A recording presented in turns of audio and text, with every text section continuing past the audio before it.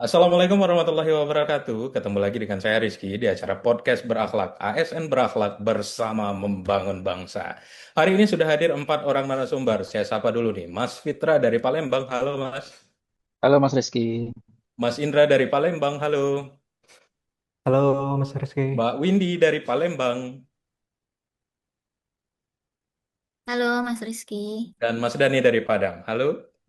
Halo Mas Rizky. Baik, kita di podcast ini akan membahas tentang topik yang mungkin sering kita lakukan dan mungkin sesekali kita kerjakan. Tentang dokter spesialis yang terlambat datang ke poli. Nah, saya mau dengar dari narasumber saya nih, apa sebenarnya alasan yang membuat dokter spesialis ini bisa terlambat datang ke poliklinik? Silakan, yuk, silakan yang mulai Mbak Mas Fitra dulu mungkin. Silakan. Baik, terima kasih. Terima kasih Mas Rizky. Memang saat ini kita bisa mengatur waktu kapan ke poli untuk melayani pasien. Tapi ada beberapa hal yang bisa membuat kita terlambat. Contohnya yang pertama adalah adanya operasi emergensi yang mengharuskan kita mengganti prioritas dan terlambat datang ke poli. Yang kedua, mungkin ada operasi elektif yang tiba-tiba ada penyulit. Contohnya ada perdarahan, perlengketan, dan lain sebagainya. Kemudian terkadang waktu kita poli itu bertabrakan dengan waktu kita VCT di bangsal dengan jumlah pasien yang cukup banyak sehingga bisa membuat kita untuk terlambat datang ke poli. Terima kasih. Iya, terima kasih Mas Fitra. Silakan Mas Indra. Ya, saya setuju dengan Mas Fitra ya. Kadang kita juga mesti memberikan bimbingan ke dokter muda ya, ataupun dokter residen.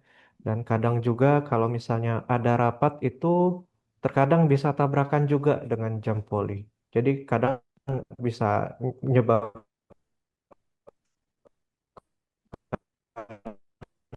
kita datang terlambat.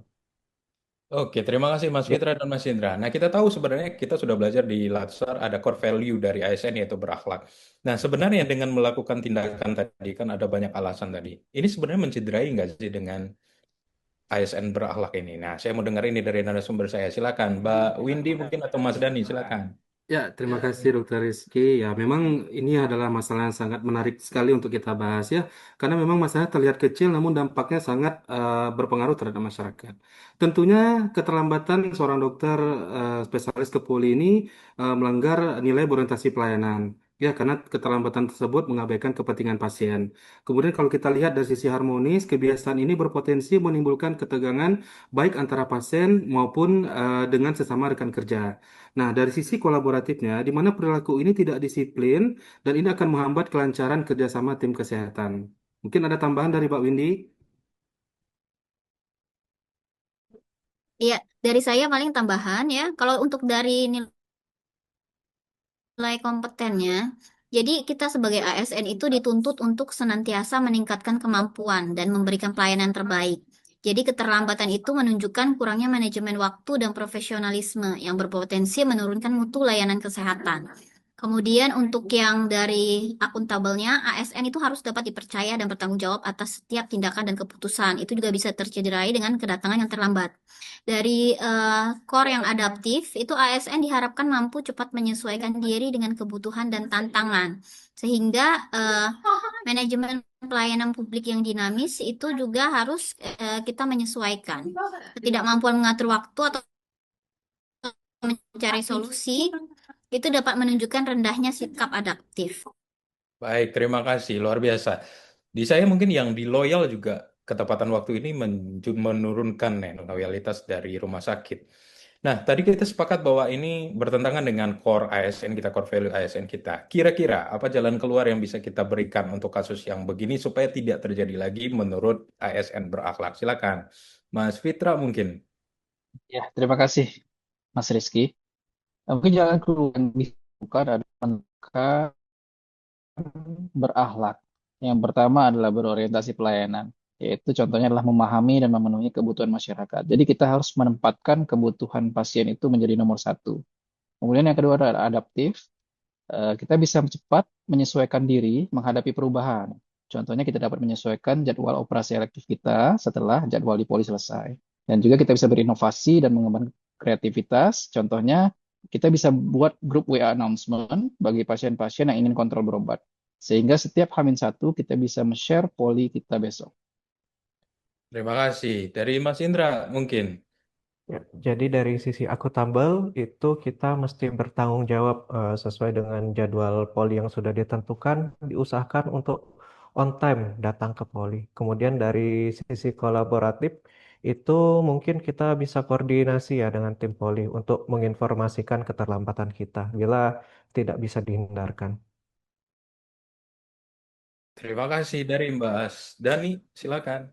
Ya, mungkin kalau saya dari sisi harmonisnya ya, mungkin langkah yang utama yang perlu kita lakukan adalah membangun komunikasi yang terbuka dan saling menghargai antar sesama tenaga medis.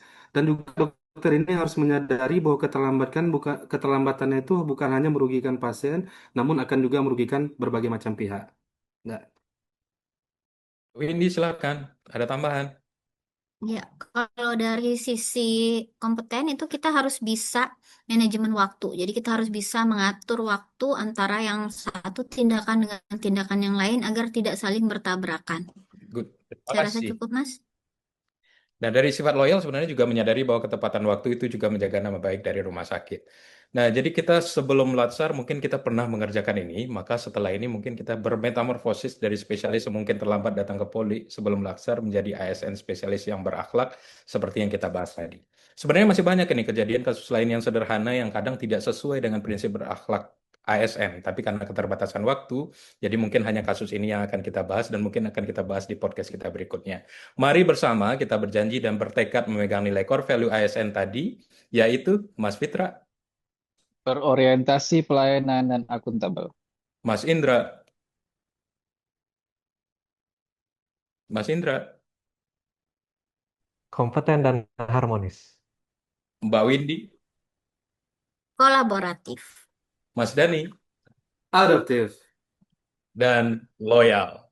Kita berjanji untuk menjadi ASN yang berakhlak. Berakhlak.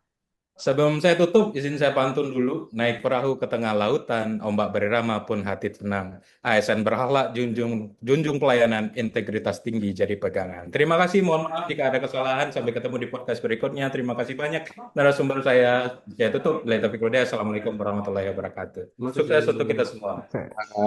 Sampai ketemu.